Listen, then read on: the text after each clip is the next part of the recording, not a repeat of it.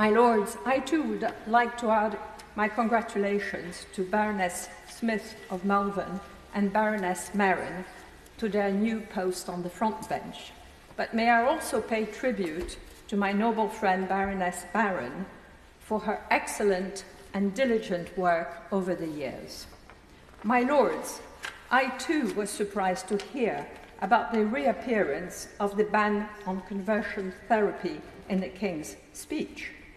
It is a very complex issue which needs further consideration and risks reigniting the cultural wars, which the government wants to end. The barbaric methods used in the 1950s are now illegal, but activists argue that new legislation is necessary to address more subtle forms of psychological and emotional coercion not currently covered.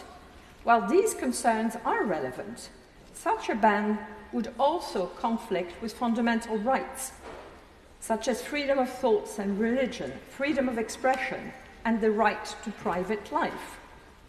In view of these contradictions, can my noble friend, the Baroness, the Minister, tell this House what legal definitions would apply to such a ban? My greatest fear, as the Earl of Leicester mentioned earlier, is the unintended consequences that such a ban could inflict on children who are struggling with gender identity. Medical interventions have permanent and devastating effects. Many teenagers who have undergone treatment for gender dysphoria now regret being transitioned.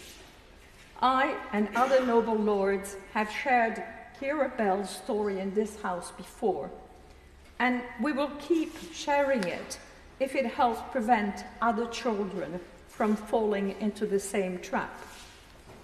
As a teenager, Keira Bell was put on puberty blockers and cross-sex hormone. At the age of 20, she underwent a double mastectomy.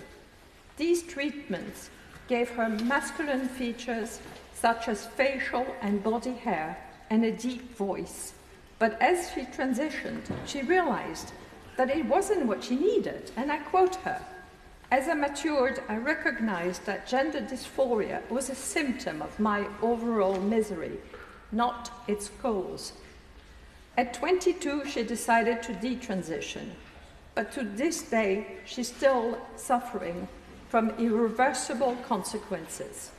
My heart bleeds for her. What Keira needed, and others like her need, is space and support to thoroughly explore her thoughts, not life-altering medications and surgery. As she puts it, if only someone had provided me with therapy and thoroughly explored my thoughts when I was a teenager, I could have been spared the trauma, and I could now be living a much happier and fulfilling life. A conversion therapy ban must not follow in these disastrous footsteps.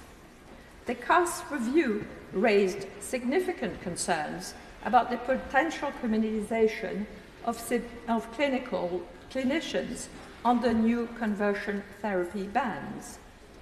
She pointed out that such legislation could create an environment of fear amongst therapists, making them anxious about conducting appropriate exploratory conversions with young patients. Similarly, parents should be free to have open and honest discussion with their gender-confused children without fear of prosecution. So legislation requires careful balancing of safeguardings to address potential risks and ensure the well-being of all affected parties, particularly children. The government says that a ban must not cover legitimate psychological support treatment or non-directive counselling, and that it must respect the important role that teachers, religious leaders, parents and carers can have in supporting those exploring their sexual orientation? Can the Minister tell this House how it will legislate to ban one type of therapies while respecting these safeguards? Furthermore, can the Minister tell us which groups the government will be consulting before pushing such legislation?